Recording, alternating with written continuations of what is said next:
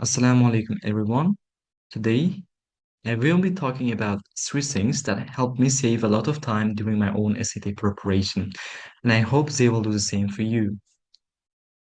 The first is your level of English. This is one of the biggest factors in determining whether you should start preparing for the SAT now or wait until later. Most people struggle with reading comprehension. Why? One of the main reasons isn't that they cannot understand the ideas in the passage, but that they struggle with advanced English used in the reading section. The SAT assumes you already have a solid foundation in English. It's not designed to teach you the language. If you don't have that foundation, you will be learning the language and learning the test at the same time, which makes the whole process much slower.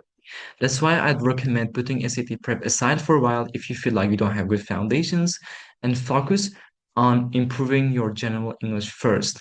Once your English is stronger, you're going to come back to SAT and focus on developing SAT strategies instead of trying to understand the language. And I believe that in the long run, you will save much more time this way. Writing section. On this channel, I will mainly be focusing on the reading section because I believe most people can prepare for the writing section independently. The reason is that the writing section is based on a limited set of grammar and writing rules. Once you learn those rules and practice them, you will start seeing the same pattern over and over again. To help with that, I recommend using this book. And by the time you finish it, you should be prepared for almost any writing question on the SAT. It should not take you more than a week if you study consistently. After that, we can move on to the reading section and spend most of our time there because that's more important and gives you more points than the writing section.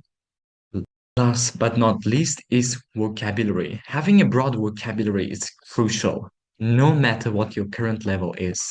Whether you're just starting your SAT preparation, whether you are in the middle of it, or your exam is very soon, vocabulary matters.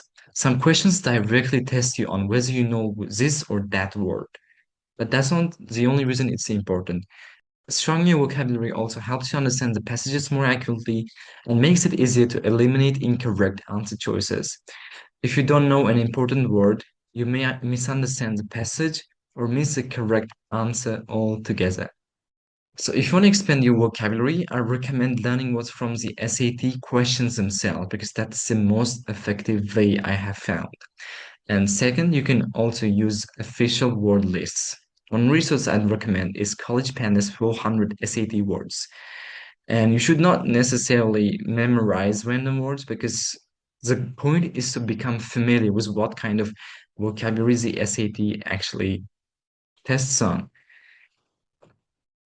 So those are the three things that's helped me save time during my own SAT preparation, and I hope they will do the same for you. First, build a strong foundation in English. Second, complete the writing section as early as possible. Third, expand your vocabulary. Make sure you've taken care of each of these before watching the next video. Once you have, we will be ready to focus entirely on the reading section.